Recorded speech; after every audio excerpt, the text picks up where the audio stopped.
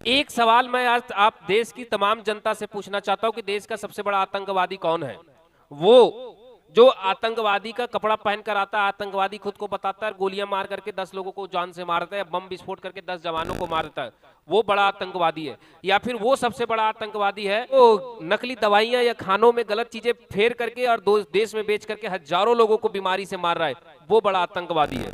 अरे आतंकवादी गोली मारेगा तो हम एक बार में मर जाएंगे, लेकिन जब हम गलत चीज खा करके कैंसर इत्यादि से पीड़ित होंगे तो सड़ सड़ के संपत्ति बेच कर मरेंगे। बता बड़ा अपराधी कौन है?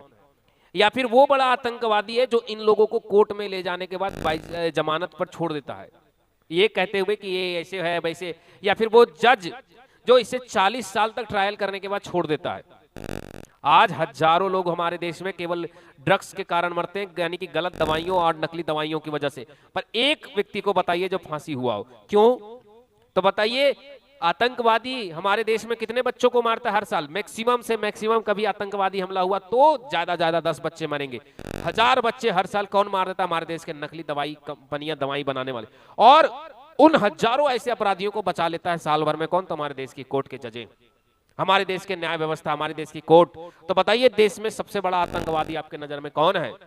मैं ये प्रश्न आप पर छोड़ता हूं कि देश में आप सबसे बड़ा आतंकवादी किसको देखना चाहते हैं? उसे जो हमें धर्म पूछकर गोली मार दिया तो बहुत बड़ा आतंकवादी है भैया, हमको उसका बदला लेंगे, सिंदूर ऑपरेशन करेंगे? या फिर वो जो देश के अंदर जहर दे दे करके मार रहा है, वो नकली दवा, नकली दूध, नकली पनीर, इनमें से कितनों को फांसी हुई है, सजाए मौत हुई है, नशे लगाए? बताइए। एक आदमी ने पहलगाम में हमला किया, 50 मरे, 100 मरे, 500 मरे, लेकिन एक आदमी जब नकली पनीर बेचता है तो रोज 500 लोग खाते हैं, और एक दिन ऐसा आता है 10 साल के अंदर हजारों लोग कैंसर के शिकार हो जाते हैं और सड़ सड़ के तिल तिल मरते। इनमें से कितनों को फांसी मिला? मैं ये नहीं कहता हूं कि वो आतंकवादी छोटे हैं, पर मैं ये भी कहता हूं कि ये आतंकवादी उनसे बड़े हैं, और सबसे बड़े आतंकवादी वे हैं जो इन आतंकवादियों को कोर्ट में जमानत और छूट दे देते हैं।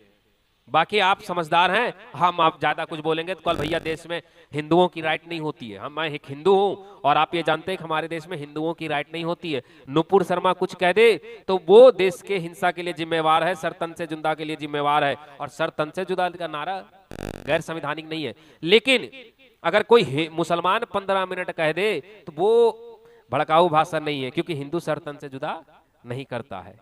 अब आप स्वयं समझिए कि हम जैसे हिंदुओं की राइट तो होती नहीं बोलने की अधिक, वरना हम पर केस हो जाएगा। सुप्रीम कोर्ट के जज पर हम प्रश्न चिन्ह नहीं उठा सकते। हाँ, राम मंदिर के लिए पूरा विपक्ष, असदुद्दीन ओवैसी, सब विपक्ष उठा लिया, किसी पर केस नहीं हुई, लेकिन अनिरुद्धाचार्य ने सुप्रीम कोर्ट के जज पर या सुप्रीम कोर्ट पर प्रश्न चिन्ह उठाया तो सुप्रीम कोर्ट उसके ऊपर केस होगी। तो भैया हम हिंदू हैं, हम साधु संत हैं, हम कथावाचक हैं, हमारी राइट नहीं होती, हम बोल नहीं सकते हैं। यही सत्यता है कि हिंदुओं की राइट नहीं होती। सारे लोग प्रधानमंत्री को अपशब्द गाली दे दे, किसी पर कोई एफआईआर हुआ? आज तक नहीं हुआ। योगी आदित्यनाथ को कितने लोग टकला कर देते, कितने अपमानित करते, कभी अब केस हुआ? नहीं हुआ। उसके बाद देश की सुप्रीम कोर्ट के जज ने जब राम मंदिर बनाया तो इस देश में असदुद्दीन ओवैसी ने डंके की चोट पर कहा कि हम इस फैसले को नहीं मानते, सुप्रीम कोर्ट ने गलत फैसला दिया, हम इस फैसले को नहीं मानते। वो सत्ता के लालच में दिया, उसे राज्यसभा सांसद।